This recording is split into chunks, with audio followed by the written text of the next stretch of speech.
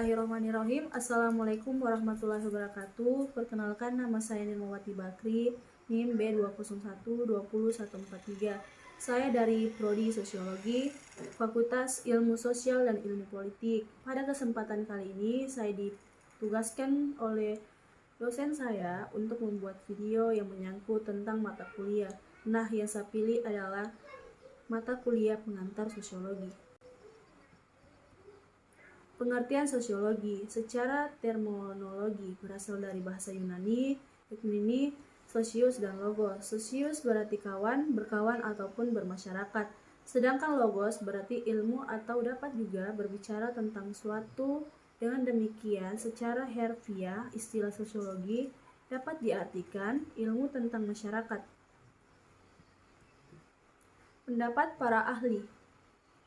Pritin Sorokin 1928 mengemukakan bahwa sosiologi adalah suatu ilmu tentang hubungan dan pengaruh timbal balik antara aneka macam gejala sosial, contohnya antara gejala ekonomi dan non-ekonomi seperti agama, gejala keluarga dengan moral, hukum, dan ekonomi, dan sebagainya.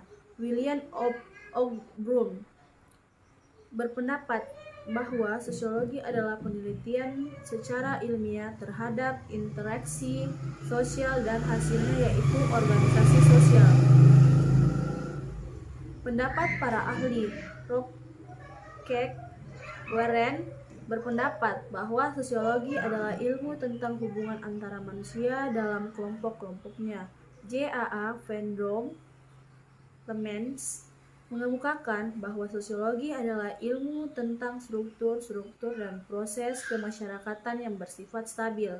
Metaspectral mengemukakan bahwa sosiologi ilmu tentang kelompok hidup manusia. David berpendapat bahwa sosiologi adalah ilmu tentang interaksi manusia dalam masyarakat sebagai suatu keseluruhan.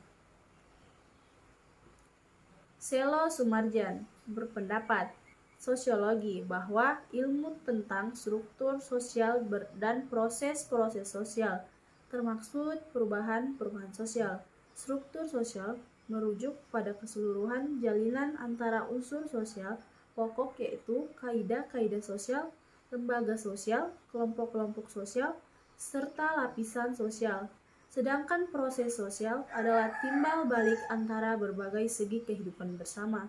Umpamanya, pengaruh timbal balik antara segi kehidupan ekonomi dengan segi kehidupan politik, kehidupan hukum, agama, dan sebagainya.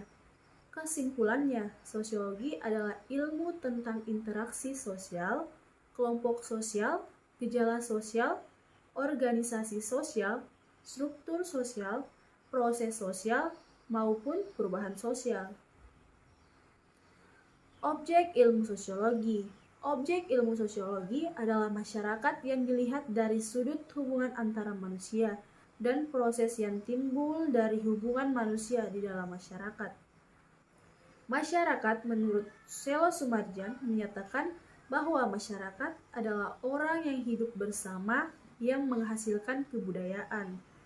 Ralph Leighton masyarakat merupakan setiap kelompok manusia yang telah hidup dan bekerja sama cukup lama sehingga mereka dapat mengatur diri mereka sebagai suatu kesatuan sosial dengan batas-batas yang telah dirumuskan dengan jelas.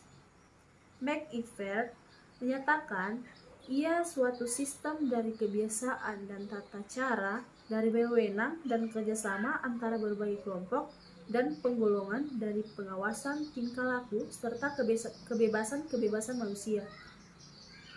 Konsep generalisasi sosial. Masyarakat, individu, peran, norma, sanksi, interaksi sosial, konflik sosial, perubahan sosial, organ sosial.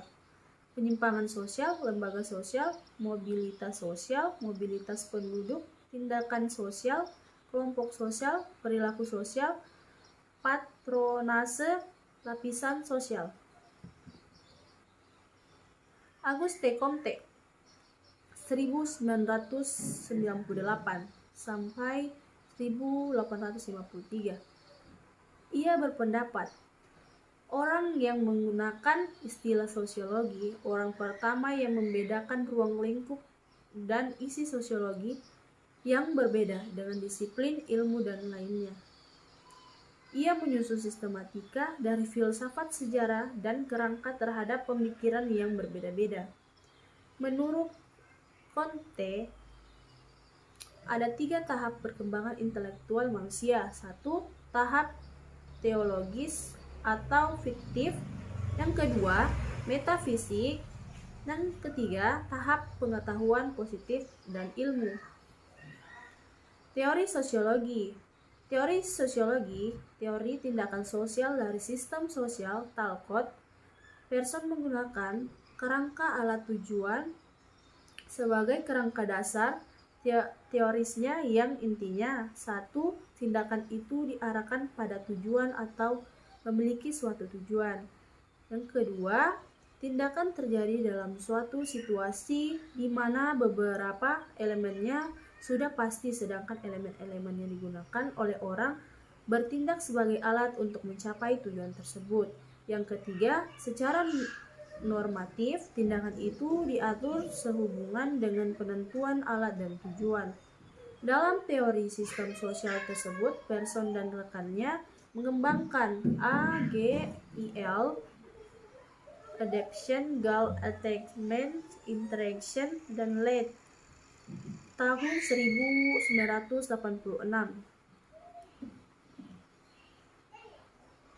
Adaptation menunjukkan kepada keharusan bagai sistem-sistem sosial untuk menghadapi lingkungannya yang bersifat transformasi aktif dari situasi yang pada umumnya segi-segi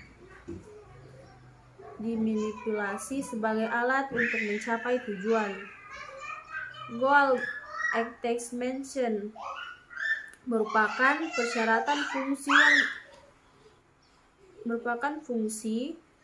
persyaratan fungsional yang berasumsi bahwa tindakan itu selalu diarahkan pada tujuan, terutama pada tujuan bersama para anggota dalam suatu sistem sosial.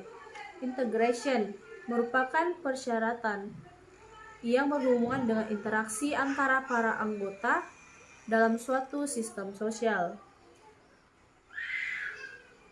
Menunjuk pada berhentinya interaksi baik karena itu letih maupun jenuh, serta tunduk pada sistem sosial di mana dia berbeda. Pendekatan fungsionalisme struktural yang berkembang oleh Pearson dapat kita kaji melalui sejumlah anggapan dasar sebagai berikut. Masyarakat harus dilihat dari suatu sistem dari bagian-bagian yang saling berhubungan satu sama lain. Dengan demikian, hubungan pengaruh saling mempengaruhi antara berbagai bagian tersebut adalah bersifat ganda dan timbal balik.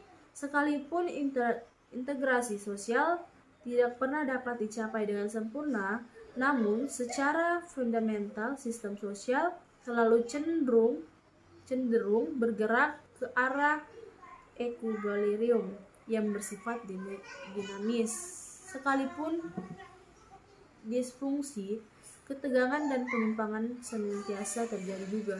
Perubahan di dalam sistem sosial pada umumnya terjadi secara gradual melalui penyesuaian dan tindak berlangsungnya secara evolusioner.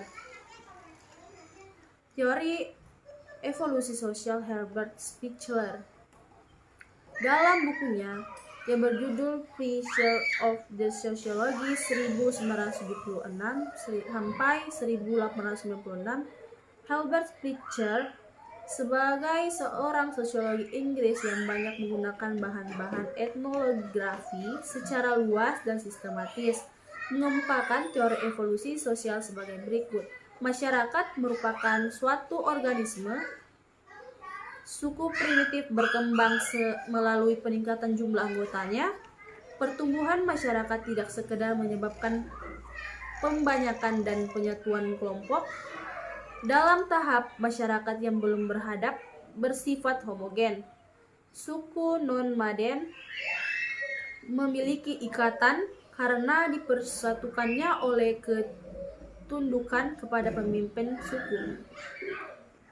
Jenis kelamin pria dihentikan dengan simbol-simbol yang menurut kelakuan fisik atau kekuatan fisik seperti keprajuritan, pemburu, nelayan, dan lain-lainnya.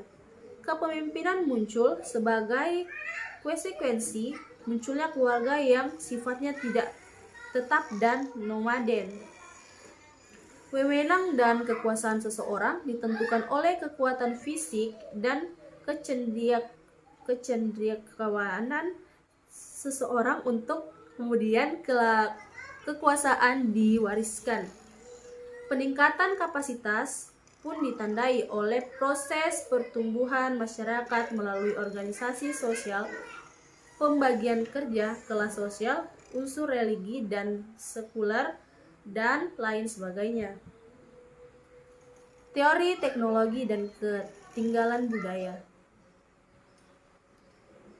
terkenal dengan konsep tentang ketinggalan budaya, mengacu pada kecenderungan dari kebiasaan perubahan budaya materi akibat perubahan sosial selalu ditandai oleh ketegangan antara kebudayaan material dan non-material. Pemikiran Bloom digolongkan pada pendekatan. Oleh karena itu, Bloom dalam karyanya sosial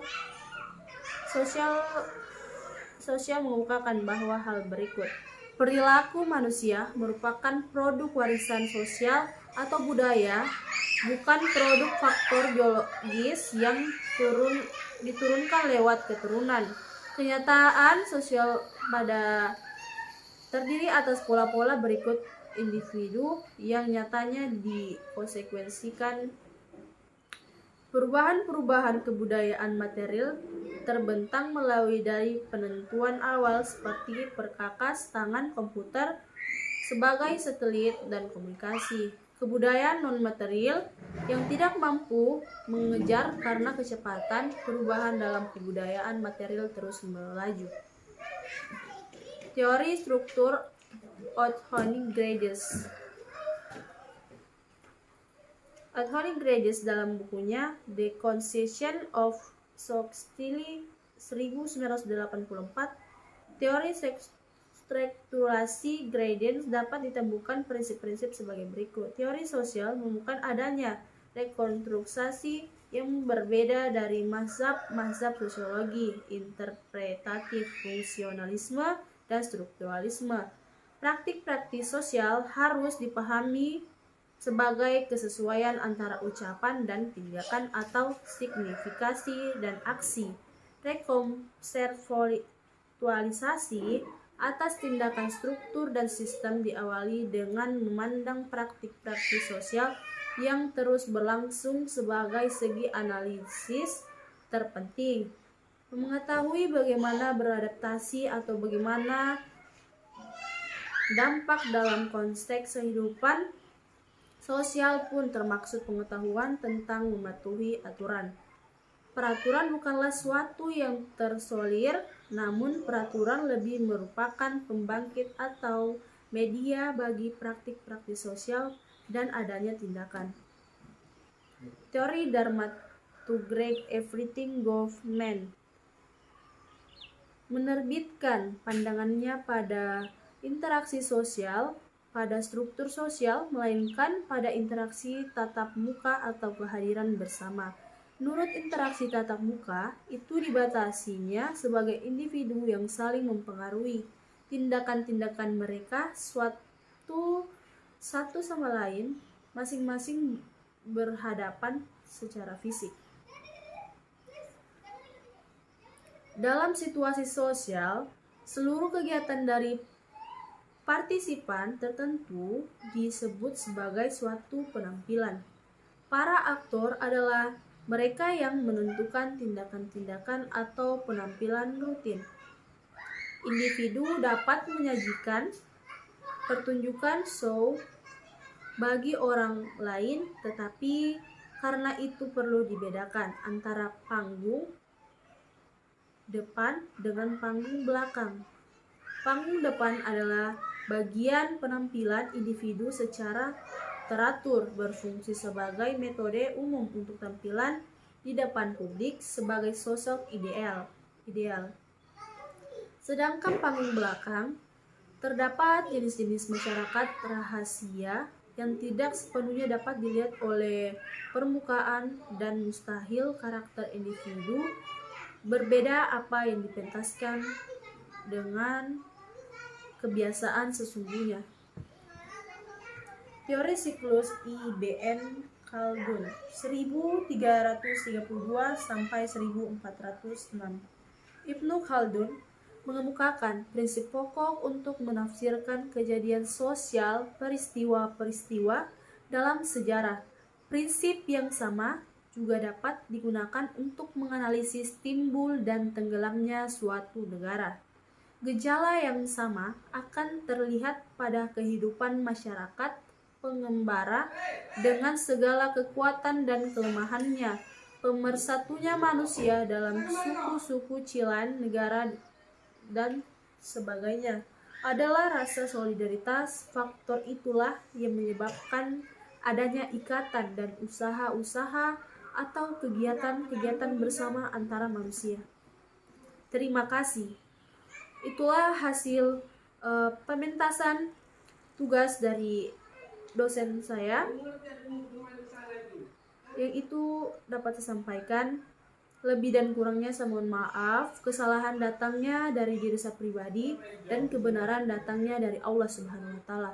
Wallahul musta'an. Wassalamualaikum warahmatullahi wabarakatuh.